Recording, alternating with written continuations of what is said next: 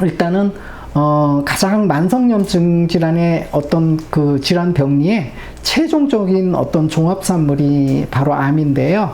또 암이 조금 더 안 좋게 되면 암의 뿌리 세포인 암줄기까지 이렇게 암줄기 세포까지 이렇게 진행이 되게 돼 있거든요. 그래서 그거에 대해서 좀 설명드리면, 일단은 기본적으로 암이 제일 잘 발생되는 환경이 저산소 환경이거든요. 그래서 저산소로 하나의 이제 암세포가 한 400만 개 정도로 이제 증식되면 저산소 구역이라는 어떤 영역이 형성이 되는데요. 보통 요 저산소 구역은 이제 모세혈관으로부터 한 150에서 한 200 마이크로미터 정도 반경 이상의 어떤 지역에 이제 발생이 되거든요. 근데 이제 재밌는 게 뭐냐면, 이제 CT라든가 이런 어떤 검사상으로 이제 보이려면 보통 한 1g 이상이 돼야 된다 그래요. 근데 이제 1g 정도면 암세포가 보통 한 10억 개 정도가 된다 그래요. 그래서 근데 아까도 얘기했지만 400만 개 정도만 증식돼도 저산소 구역이 형성이 되면서 암줄기 세포가 형성이 된다 그랬잖아요. 그러면은 이미 암이 따라서 이제 발견된 거의 모든 암의 한 1~2% 정도는 이미 방사선 항암제 치료에도 불응한다는 게 뭐냐면, 방사선 항암제 치료도 그 치료 효과가 없다는 뜻입니다. 그런 불응하는 암줄기 세포가 이미 한 1~2% 정도는 형성이 돼 있다는 뜻이죠. 그래서 이제 어떤 공격적인 수술, 지금 현대 3대 표준 치료법인 공격적인 수술이라든가 방사선 항암 치료 이런 것들을 하게 되면, 보통 암세포는 이제 죽어서 크기가 많이 줄거든요. 근데 이 암세포의 뿌리가 되는 암줄기세포는 아까도 얘기했지만 이런 3대 표준 수술 방사선 항암제 치료에 불응하거든요. 근데 여기 이미 모든 암에는 발견될 때 벌써 한 1~2% 깔려있다고 그랬잖아요.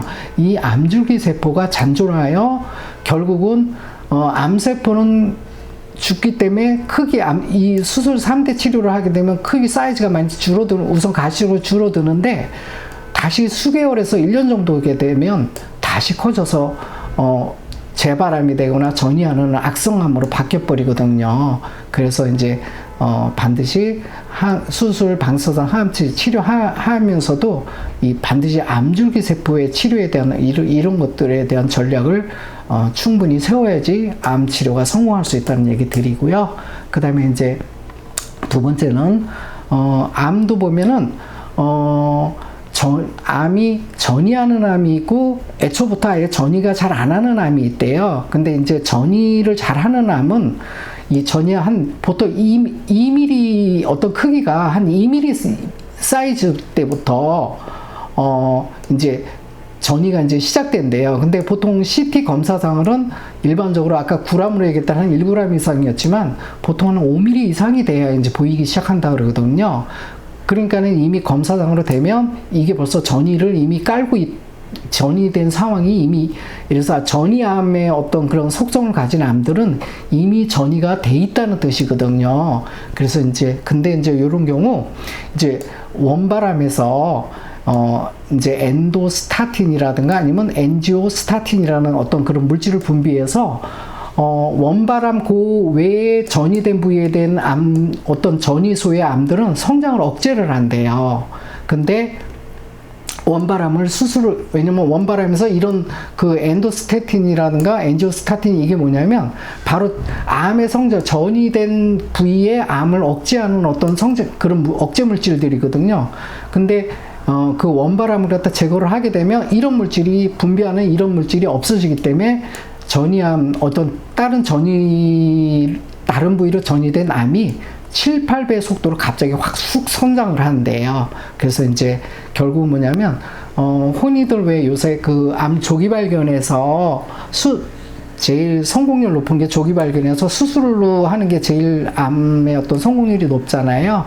근데, 암 수술을 하더라도 이미 전이암이 벌써 2mm 때부터 이제 전이가 가능성이 있기 때문에 반드시 수술 후에도 이 전이된 것들에 대한 어떤 전략을 짜서 그거를 막아야 되거든요. 그럴 때 필요한 게 바로 면역 치료라는 얘기고요. 그래서 면역 치료를 꼭 같이 병행을 해야 된다는 얘기 하나 드리고요. 보통 이제 우리 줄기세포가요, 기본적으로 이제 저산소 구역에서 많이 발생되는 게 첫째고요. 그 다음에 또 하나는, 영양의 어떤 결핍인데 바로 엽산이라든가 콜린, 메티오닌 등 같은 영양 결핍이 있을 때는 바로 그냥 암줄기세포로 바로 진행이 돼서 악성암으로 된대요. 그 다음에 또 한 가지 경우는, 그래서 바이러스 감염성의 암이라는 게 있는데 이것도 거의 암줄기성 암으로 간대요. 그래서 예를 들면 B형이나 C형 그 감염인데 감염 바이러스성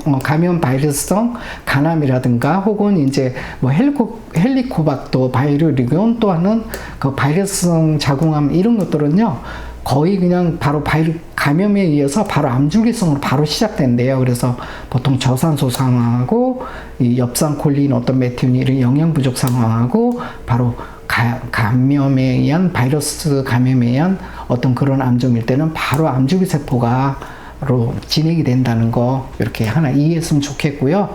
그 다음에 이제 또 육종암이라든가 그 다음에 백혈병이라든가 신장암은 원래부터 100% 암줄기세포라 그래요. 그 얘기는 뭐냐면 여기서 암줄기세포라는 얘기는 뭐냐면 바로 3대 표준 치료 있죠. 그게 통하지 않는다는 뜻이에요. 치료 효과가 없다는 뜻입니다. 그래서 그런 거를 인식하는 게 되게 중요하거든요. 그 다음에 이제 그 3중 음성 유방암이라는 게 있는데, 요것도 한 60%가 암줄기세포로 구성된 암이라 되게 이제 유방암 중에서는 상당히 난치암이거든요. 그런 거 하나 이해하시고요. 그 다음에 이제, 대개 이제 암이 후성 유전적인 어떤 생활습관성이고 바로 그게 대사성이잖아요. 그런 암이 보통 80%고요. 정말 선천적인 어떤 유전적인 암은 20% 이하라 그래요. 예, 그런 것도 하나 좀 참고하시고요.